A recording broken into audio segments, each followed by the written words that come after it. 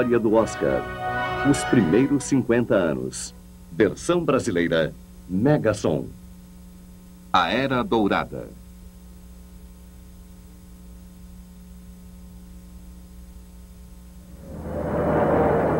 Em 1933 foi o ano em que Oscar se tornou a designação oficial do prêmio da Academia. Segundo a lenda de Hollywood, foi Bette Davis que batizou o troféu quando olhou para a estatueta e observou que sua parte de trás era muito parecida com o traseiro de seu primeiro marido, Harmon Oscar Nelson. Existem outras versões a respeito do batismo do Oscar, mas esta é a mais conhecida. Esta foi a Era Dourada de Hollywood, quando os filmes estavam no auge como fonte mundialmente predominante de entretenimento. O som já não era novidade, e os cineastas haviam dominado a arte de transformar tiras de plástico em filmes, sombras móveis numa tela que pareciam maiores e melhores do que a vida real. Na década de 30, Hollywood tratou de oferecer às plateias americanas exatamente o que procuravam durante a Grande Depressão: uma fuga de tudo.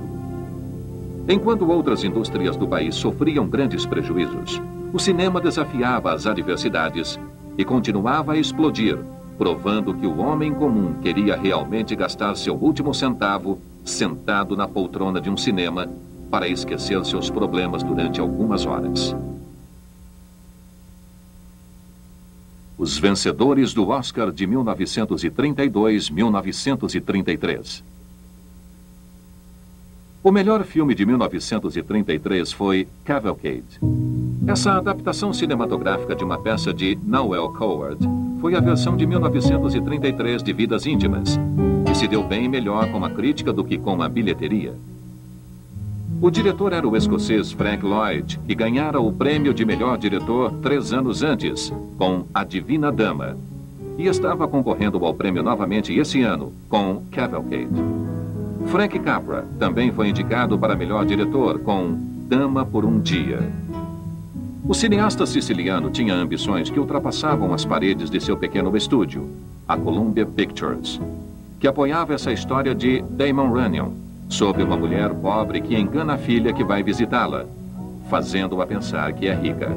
Capra escolheu a atriz australiana de 75 anos, May Robinson, para o papel principal, e os resultados foram um grande êxito de bilheteria e aclamação da crítica para Capra, que estava começando a deixar sua marca em Hollywood. O papel também valeu a May Robinson o Oscar de melhor atriz. Mas Frank estava ansioso demais para ganhar o Oscar na cerimônia de 1933. Quando ouviu o apresentador Will Rogers dizer que o vencedor do prêmio de melhor diretor era alguém que havia trabalhado duro em Hollywood, pensou que, com certeza, era ele. Mas teve certeza absoluta quando ouviu Rogers anunciar: "Venha aqui buscar, Frank." Capra levantou-se e caminhou até a borda do palco antes de descobrir que o prêmio era para Frank Lloyd. A plateia começou a gritar, pedindo-lhe que se sentasse, pois estava atrapalhando a visão. E Capra rastejou de volta para a poltrona, humilhado. Para piorar as coisas, todos na mesa de Frank estavam tão tristes que estavam chorando. E o papel fez dele um mastro nos Estados Unidos. Os Amores de Henrique VIII foi uma produção que não precisava obedecer ao código de produção de Hollywood. Portanto, Henrique VIII pôde ser mais vulgar do que teria sido em uma produção americana. Os cinemas ficaram lotados, pois ele estaria ao lado de Clark Gable na produção original de O Grande Motim. E no fim da década, Lawton seria convidado para um de seus papéis mais famosos, o Quasimodo, de O Corcunda de Notre Dame. A melhor atriz foi Katharine Hepburn, conquistando o primeiro Oscar de seu recorde de 4 Oscars com Manhã de Glória. Esse foi o primeiro grande ano em Hollywood para Hepburn, que fez 4 filmes seguidos para a RKO e tornou-se estrela instantaneamente. Ela havia acabado de se formar na faculdade Bryn Mawr, mas recusava-se a abandonar sua postura do leste, e muita gente em Hollywood não sabia o que fazer com sua personalidade excêntrica. Quando não estava no estúdio, tinha o hábito de usar calças compridas e se recusava a frequentar as festas certinhas de Hollywood. Dizem que ela também tinha um macaco de estimação.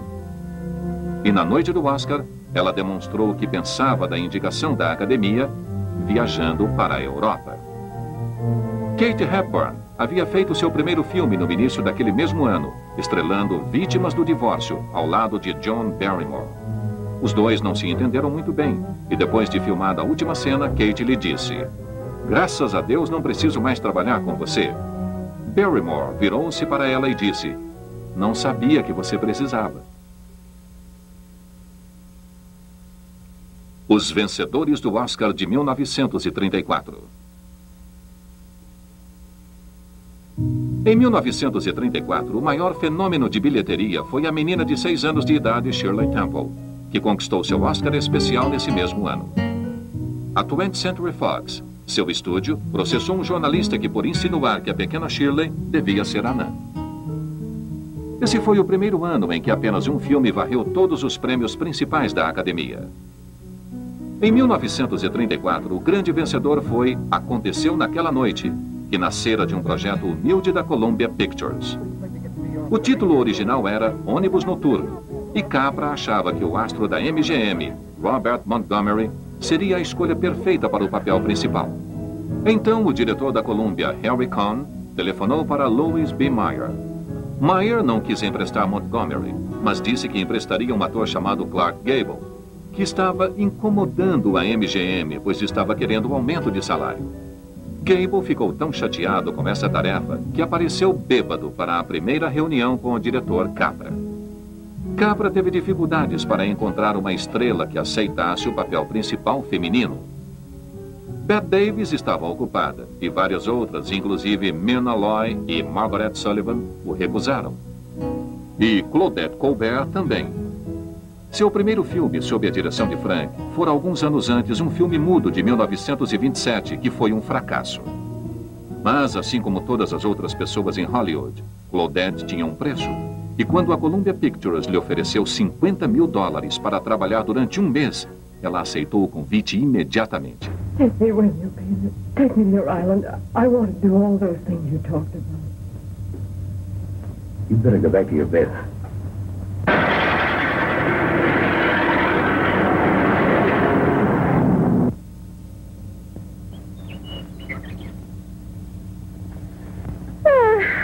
You mind if I try? You? Don't make me laugh. Oh, you're such a smart Alex. Nobody knows anything but you. I'll stop a car, and I won't use my thumb. What are you going to do? The system on my own.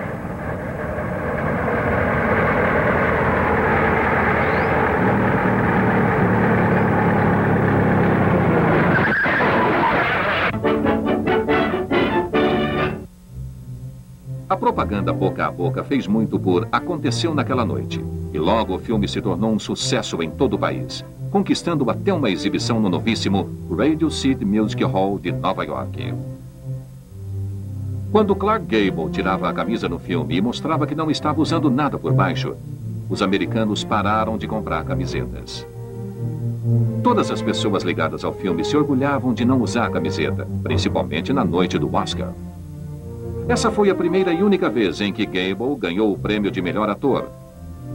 E foi uma surpresa para o novo astro, que afirmava não conseguir acreditar que o castigo imposto por Louis B. Mayer resultara em um Oscar. Quando desceu do pódio, comentou que não ficaria convencido. Clark ainda não estava casado com Carole Lombard, que, segundo dizem, havia saído naquela noite com o namorado Robert Riskin, vencedor do prêmio de melhor roteiro adaptado por Aconteceu Naquela Noite. Mas o estúdio de Gable, a MGM, passou a respeitá-lo muito mais e o escalou para o Grande Motim, que lhe daria mais uma indicação para melhor ator no ano seguinte. Sua terceira e última indicação para melhor ator viria 5 anos depois, por outro filme no qual participara por empréstimo da MGM, E o Vento Levou. Para Frank Capra, foi uma doce vitória depois da vergonha do ano anterior. E ele convidou as mesmas pessoas. Nesse ano, quando o apresentador Irving S. Cobb abriu o envelope e disse: "Vem aqui receber, Frank." Era de Capra que ele estava falando. E dessa vez os convidados da mesa não choraram. Pouco tempo depois, a Academia elegeu Frank Capra seu novo presidente. Claudette Colbert recebeu mais do que $50 mil por sua experiência em Aconteceu Naquela Noite. Ela também recebeu o Oscar de melhor atriz e tornou-se uma das maiores atrações do país. Logo após Aconteceu Naquela Noite, ela estrelou pela Universal Pictures Cleópatra, de Cecil B. DeMille, anos antes da versão de Elizabeth Taylor. Em seguida, também pela Universal, fez Imitação da Vida. Ambos receberam indicação para melhor filme. Ao receber o Oscar, Claudette agradeceu a Frank Capra por torná-lo possível. Na verdade, Claudette ia pegar um trem na noite do Oscar e mal teve tempo para agradecer à plateia antes de desaparecer com o troféu. Ela bateu o recorde. Ficou ali apenas 6 minutos.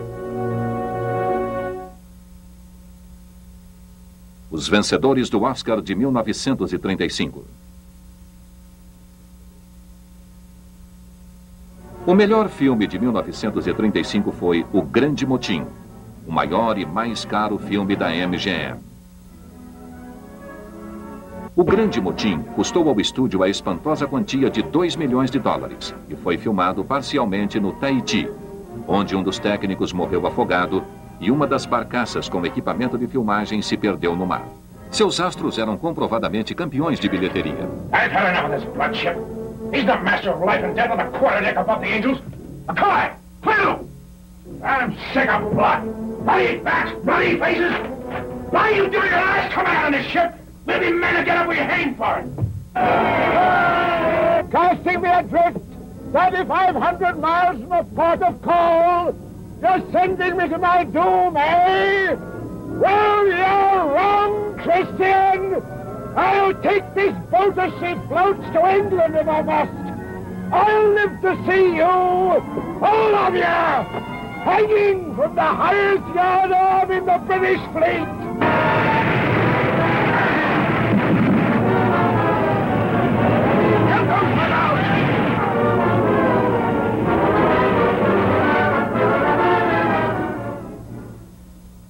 O Oscar de melhor ator ficou com Victor McLaglen por O Delator, uma adaptação cinematográfica de um romance de Lion of Lyart, sobre um espião usado como chamariz durante a rebelião de 1922.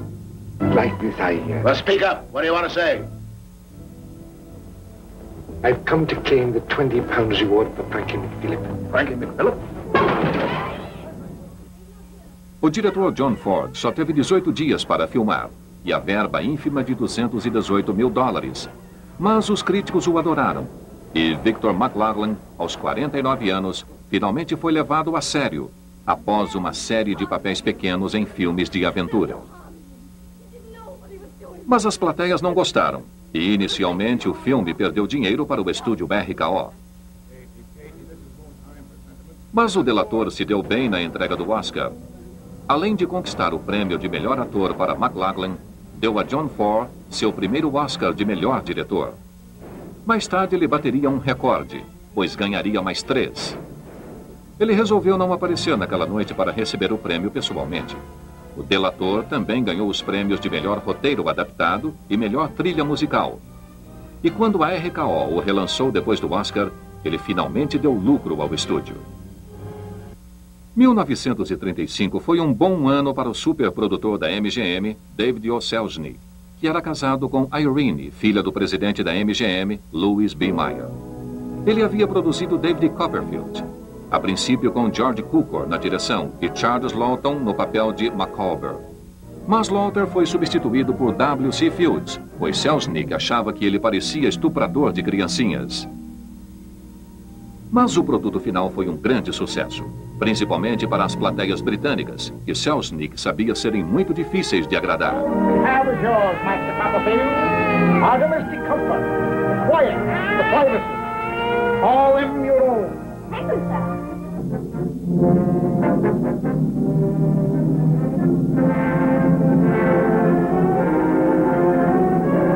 Em seguida veio Anna Karenina, com a estrela Greta Garbo, que havia feito uma versão muda em 1927. Essa versão agradou aos críticos e deu muito dinheiro ao estúdio, o que agradou a David O. Selznick. You're going away with me. Yes. Yes, Alexei. Don't leave me ever again. Oh, Anna. We're doomed to unimaginable despair. Or to bliss. Unimaginable bliss. I told you that before you went away. One that took to bear that penalty. You will bear it, as I have had to bear mine. Do you hear? Do you hear? Why didn't you tell me? I didn't think you cared what happened to me. Anya, dearest, how can you say that? I love you. I love you, Anya. Do you? Don't doubt it. You must never doubt it.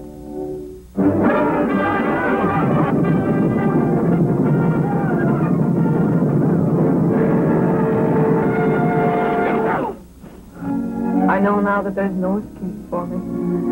I love you, Alexei. I love you.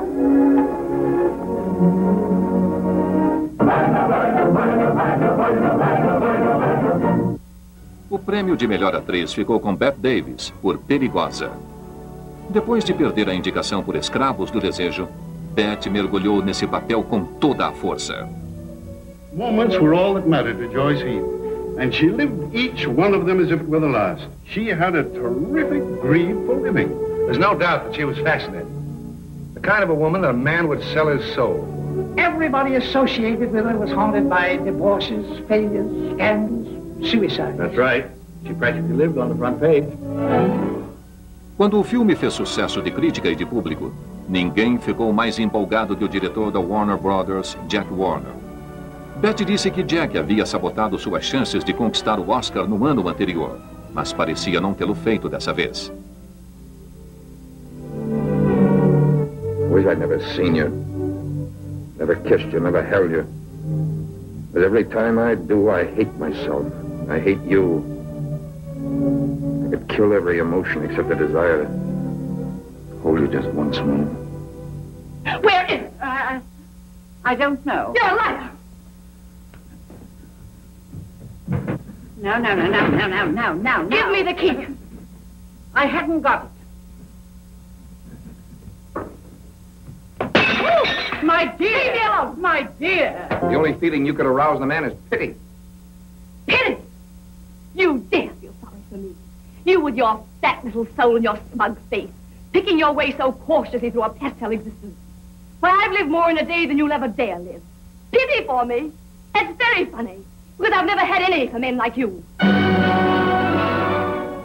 Esse foi o primeiro de seus 2 Oscars de melhor atriz. E ela surpreendeu a plateia quando apareceu na cerimônia usando um vestido simples, o que fez com que Joan Crawford comentasse: Bette, que túnica bonita! Davis foi a última vencedora a receber o Oscar naquela noite. E mais tarde, reclamou que fora apenas um prêmio de consolação pelo filme que não lhe deram uma indicação no ano anterior, Escravos do Desejo. Poucas décadas depois, ela iria novamente desejar um Oscar a qualquer preço. I've still got me pride. Os vencedores do Oscar de 1936. Em 1936, o Oscar já estava com 9 anos e estava cada vez mais forte. A mesa telefônica da academia ficava congestionada na noite do Oscar, com telefonemas de fãs que queriam dar suas opiniões sobre os astros que deveriam ser premiados. O melhor filme de 1936 foi o Ziegfeld, O Criador de Estrelas. O maior filme da MGM depois de O Grande Motim foi essa produção gigantesca, que custou mais de $2 milhões e era estrelado por um dos casais cinematográficos mais populares de Hollywood, Myrna Loy e William Powell. Powell interpretou o gigante da Broadway, Flo Ziegfeld, e Myrna Loy interpretou sua segunda esposa, a atriz Billie Burke. A MGM considerava tão importante dar atenção aos detalhes que contratou o desenhista, o diretor de coreografia e o cenografista originais para reproduzir parte de seu trabalho para a tela. O filme fez muito sucesso e devolveu à MGM quase o dobro de seus custos de produção. Myrna Loy e William Powell estavam se tornando quase tão famosos juntos quanto Fred Astaire e Ginger Rogers. Seu primeiro filme juntos fora A Ceia dos Acusados, em 1934. Uma combinação de comédia e mistério, filmado em 2 semanas pelo diretor Woody Van Dyke. As plateias adoraram. E em 1936, a MGM voltou a reuni-los em mais 3 filmes. O primeiro foi a continuação de A Ceia dos Acusados, chamado A Comédia dos Acusados. E este também foi um grande sucesso de bilheteria. Em seguida, veio Casado com Minha Noiva, uma comédia com Jean Harlow e Spencer Tracy. A esposa de Powell na vida real era a atriz Carole Lombard, que voltou a unir-se a ele, pelo menos na tela, para fazer Irene a Teimosa. Mais um sucesso de bilheteria para Powell no mesmo ano. Mas a vencedora do prêmio de melhor atriz em 1936 não foi Carole Lombard, nem Myrna Loy. Foi a outra estrela de Ziegfeld, o criador de estrelas, Louise Rainer. Ela e o marido, o dramaturgo Clifford Odets, haviam acabado de chegar de São Francisco em um conversível no dia do Oscar. E Louise não tinha intenção de ir à cerimônia. Isso até a MGM descobrir que ela fora premiada. Um publicitário ligou para ela, exigiu que comparecesse no Biltmore, onde ia acontecer a cerimônia naquele ano. Ela reclamou que estava com o rosto vermelho da viagem ao sol. Mas o estúdio não aceitaria a recusa. E Rainer e Odets acabaram sendo obrigados a comparecer ao Hotel Biltmore. Esse foi o primeiro de 2 Oscars consecutivos para Louise, que subitamente se tornara uma estrela. O melhor ator foi Paul Milne, por A Vida de Louis Pasteur. Milne havia chegado em Hollywood muitos anos antes, proveniente do Teatro Yiddish de Nova York. E a primeira coisa que a Fox fez foi mudar seu nome de Milne Weisenfreund para Paul Milne e dizer numa entrevista coletiva que ele era um famoso ator russo. Milne não conseguia acreditar que em tão pouco tempo Hollywood trocara seu nome e sua nacionalidade. Mas aquilo era showbiz e logo ele aderiu ao papel.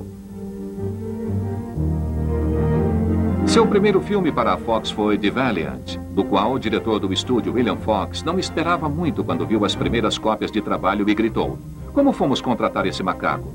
Mas The Valiant fez tanto sucesso de bilheteria que a Fox jamais voltou a chamá-lo de macaco. Quando ganhou o Oscar de melhor ator por A Vida de Louis Pasteur, Milne pertencia a outro estúdio, Warner Brothers. Jack Warner só o colocou nesse filme porque Paul lhe implorou uma oportunidade. Jack finalmente concordou e não se arrependeu. Frank Capra ganhou outro Oscar de melhor diretor por O Galante Mr. Deeds. Este foi outro campeão de bilheteria para o pequeno estúdio, conhecido como Columbia. E Harry Cohn sabia que Capra valia seu peso em ouro para a empresa. Foi a primeira vez em que Capra trabalhou com Gary Cooper, que interpretava um caipira que, de repente, herda $20 milhões, mas quer doar tudo aos necessitados. Louella Parsons adorou o filme, dizendo que era grande entretenimento. Em 1936, foram acrescentadas as categorias de melhor ator e atriz coadjuvantes. Os primeiros vencedores foram Walter Brennan, por Meu Filho é Meu Rival, e Gail Sondergaard, por sua espetacular estreia nas telas em A Diversidade. Alguns anos depois, Gail Sondergaard chegou perto de interpretar uma versão glamurosa da bruxa malvada de O Mágico de Oz. Mas o departamento de maquiagem da MGM acabou se decidindo por uma versão mais feia e resolveram escalar Margaret Hamilton. Os vencedores do Oscar de 1937. O melhor filme de 1937 foi A Vida de Émile Zola. O filme foi ideia do premiado Paul Milne. Ele chamara tanto a atenção interpretando Louis Pasteur no ano anterior e ganhara um Oscar por esse filme, que pensava que interpretar personalidades da vida real lhe dava sorte. Jack Warner achou que o que desse sorte a Paul Milne daria sorte ao Warner Brothers e concordou em deixar William Dieterle, que havia dirigido A Vida de Louis Pasteur, dirigir Milne em A Vida de Émile Zola. O filme também foi estrelado pela premiada Gail Sondergaard e foi o mais lucrativo para o Warner Brothers em 1937. O filme foi indicado em 10 categorias e conquistou para Jack Warner o primeiro Oscar de melhor filme. Jack Warner fez um discurso que agradecia praticamente todo mundo em Hollywood. Mas especialmente às pessoas que criaram a vida de Émile Zola. E ficou tão contente com o discurso que mandou publicar nos jornais no dia seguinte. O prêmio de melhor ator ficou com Spencer Tracy, por Marujo Intérprito, no qual interpretou um pescador português ao lado do astro infantil Fred Bartholomew. Essa adaptação cinematográfica do romance de Rudyard Kipling foi um projeto de $1 milhão da MGM.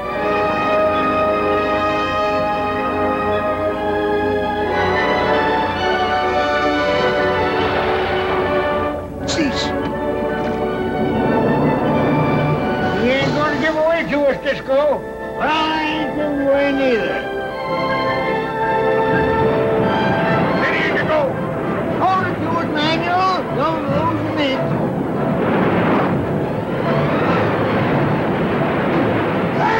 Cisco! Easy come! Oh, no. Tracy teve muita dificuldade para se adaptar ao sotaque português que teve de aprender, assim como a permanente que lhe fizeram no cabelo. Girls. Hey, look.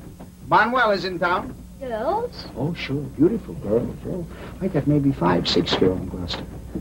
I tell each one I like her best. You got to tell big lies to girls to make them happy. Oh, you don't go with the girls. Oh, sure I go with girls. Oh, Long Jack, what do you worry about? He admit the whole thing like regular grown fella. He say he's sorry, everything all right now. Nothing's all right till I beat his ears off. Get out of my way. Jack. You touch that kid, I tear you apart, see? Yeah? Me, Manuel, talking, I tear you apart, see? Get lively up there now!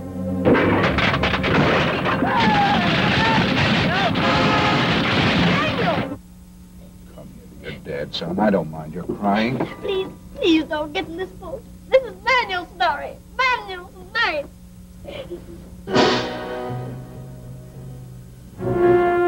Tracy não pôde comparecer à cerimônia devido a uma apendicite. Quando seu nome foi anunciado como vencedor, Louis B. Mayer subiu ao palco e declarou que Spencer era um grande ator, mas que ele é mais importante por compreender que é necessário acatar ordens da diretoria. Mais tarde, quando soube desse discurso, Tracy não sabia o que fazer. Aquele fora o primeiro de 2 Oscars consecutivos para Spencer, que ainda receberia mais 7 indicações. Naquela época, a Selznick International Pictures estava produzindo filmes sob a liderança de David O. Selznick. O primeiro grande filme a sair daquele estúdio independente foi Nasce uma Estrela, estrelado por Frederick March e Janet Gaynor. Selznick classificou esse filme como a primeira história moderna em Technicolor. Os astros foram ambos indicados para Oscars, mas o filme só ganhou o Oscar de melhor roteiro original. Are you a Russian? No, I was born in Fillmore, North Dakota. Oh, no. Trace saw light of day in a mountain cabin, a trapper's hut, high up in the Rockies. Go on. Well, I always wanted to be an actress. Dreamed of footlights as Lonely Kitty. Are you sure there's no Russian in your family? Positive. That's a shame. Well, what does your father do? He's a farmer. Social registerite father. Fed up with hypocrisies of 400, sought wilderness for consolation. There amidst the mountain flowers, he raised another blossom. His lovely little daughter. What's your name? Esther Victoria Logic.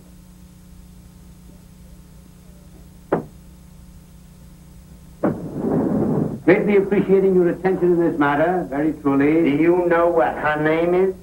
Esther Victoria Blodgett. Hey, we'll have to do something about that right away. Outro campeão de bilheteria de Selznick naquele ano foi Nada é Sagrado. Uma sátira estrelada pela rainha das comédias, a senhora Clark Gable, Carole Lombard. Foi o primeiro filme em cores de Lombard e fez muito sucesso de público. Mas ela sentiu-se infeliz quando as indicações para o Oscar foram feitas e seu nome não estava na lista. Carole reclamou que a academia dava muita atenção aos dramas e não dava importância às comédias. Uma reclamação que ainda se ouve em Hollywood. Louise Rainer ganhou seu segundo Oscar de melhor atriz seguido, desta vez por A Terra dos Deuses, uma das últimas produções de Irving Thalberg antes de morrer. Esse filme foi mais caro ainda do que Ben-Hur. Custou $2.800.000.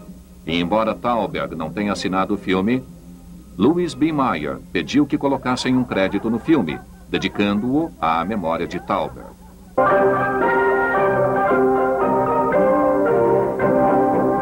When I go back in that house, it will be with my son in my arms, and I'll show myself and my son to all of them.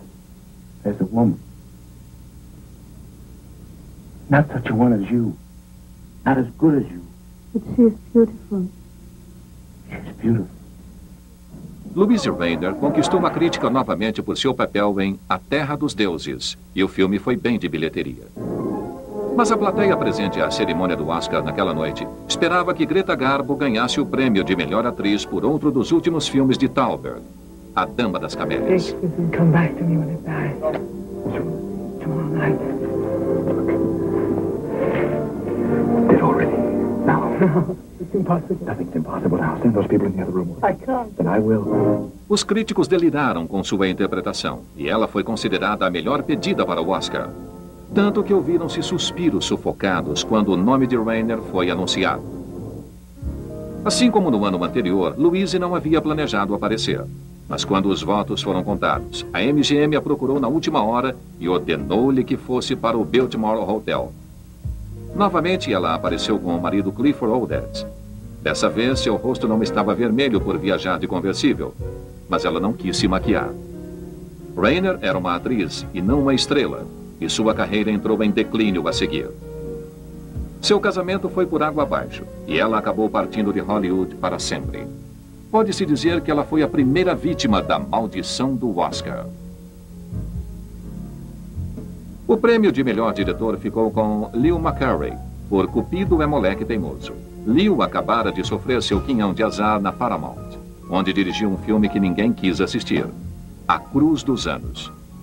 Os críticos gostaram, mas parecia que o público o achara real demais para aturar. A Paramount o demitiu e ele foi rastejar perante Henry Cohn na Colômbia, que o recebeu com tapete vermelho por Cupido é Moleque Teimoso, uma comédia sobre o divórcio com Cary Grant e Aurine Dion, e até Asta, o cachorro da MGM, astro do filme Os Acusados. Cohn nem sabia que o método de direção de McCarey envolvia sentar-se ao piano para tocar antes de filmar cada cena. Não importa o que ele fazia, funcionou. Cupido é Moleque Teimoso foi um sucesso de bilheteria tão grande que Henry Cohn lhe ofereceu um contrato de 3 anos, o qual ele recusou.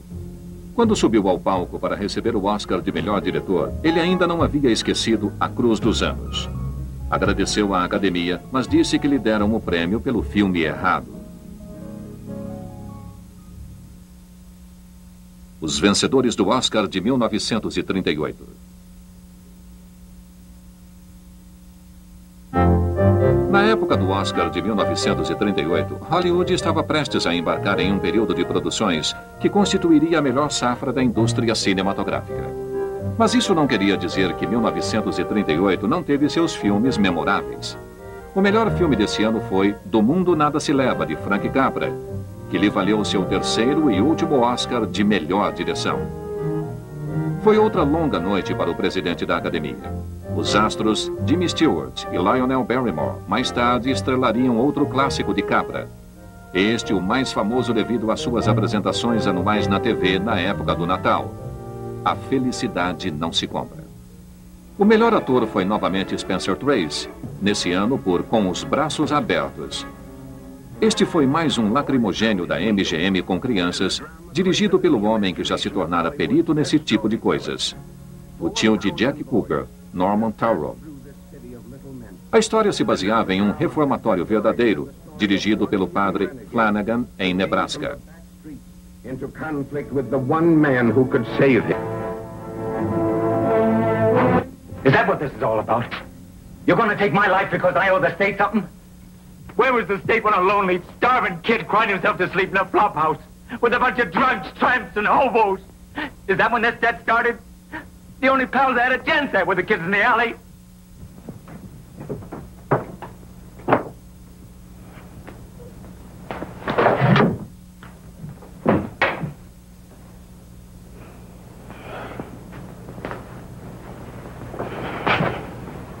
There. That's better.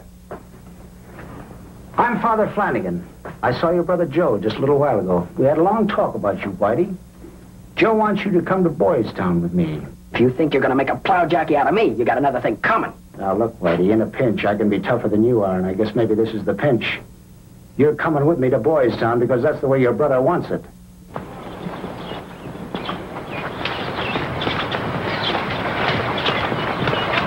You going away? Sure, I'm blowing the plant. Go on back, will you, Pee-wee? Where you belong. That's a good kid. On your way.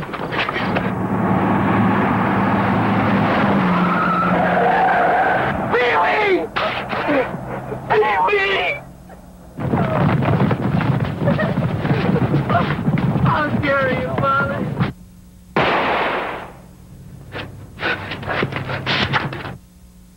Joe Marsh! Joe, it's me, Whitey! Oh! Whitey's at Boak's Tavern.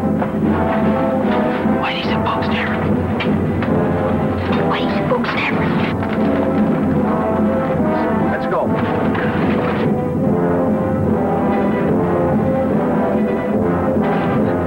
Don't move. Clear away there. We're coming through, Father.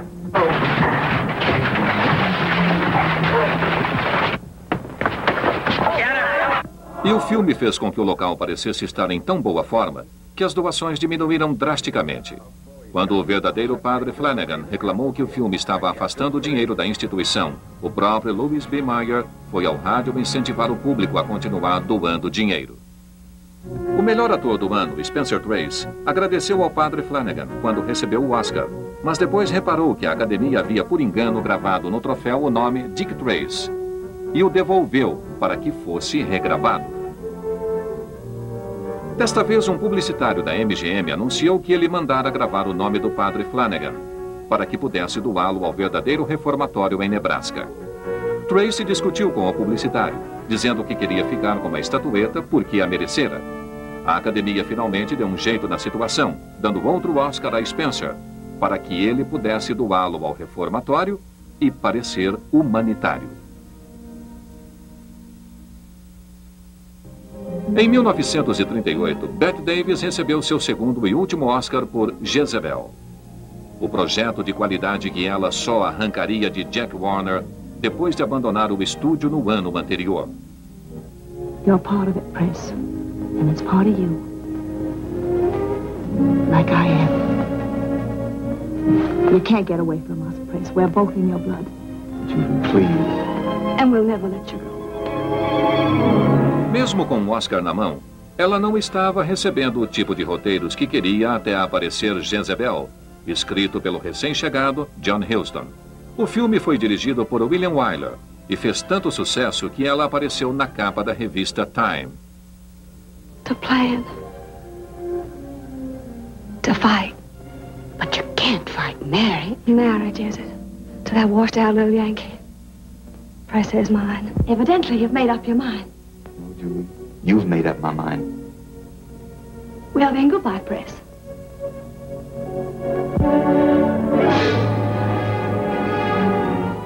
Ela não se entendeu bem com Wyler enquanto estavam filmando, reclamando mais tarde que era difícil trabalhar com ele. Mas na época do Oscar, os dois estavam namorando.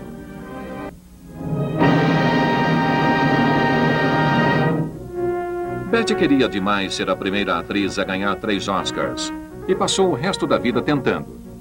Mas Katharine Hepburn bateu esse recorde em 1968. Bette Davis continuou filmando, nunca mais recebeu mais nenhum Oscar até o fim da vida, mesmo depois que um derrame em 1984 paralisou metade de seu rosto. 1938 também foi o ano em que a MGM desenrolou o tapete vermelho para receber de volta Norma Shearer, a viúva de Irving Thalberg. Ela não filmava desde a morte do marido. A produção foi um romance de época, de $1.800.000 chamado Maria Antonieta, que durava 2 horas e 45 minutos, e a vida e os pecados de uma bandida de sangue azul. O filme foi um grande sucesso para Norma, que foi mais uma vez indicada para melhor atriz.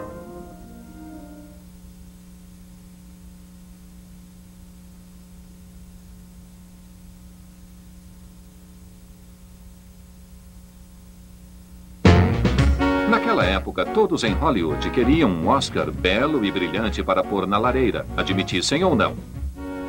O diretor e presidente da Academia, Frank Capra, já havia conquistado 3 Oscars em 1938 e havia deixado sua marca pessoal na história do cinema.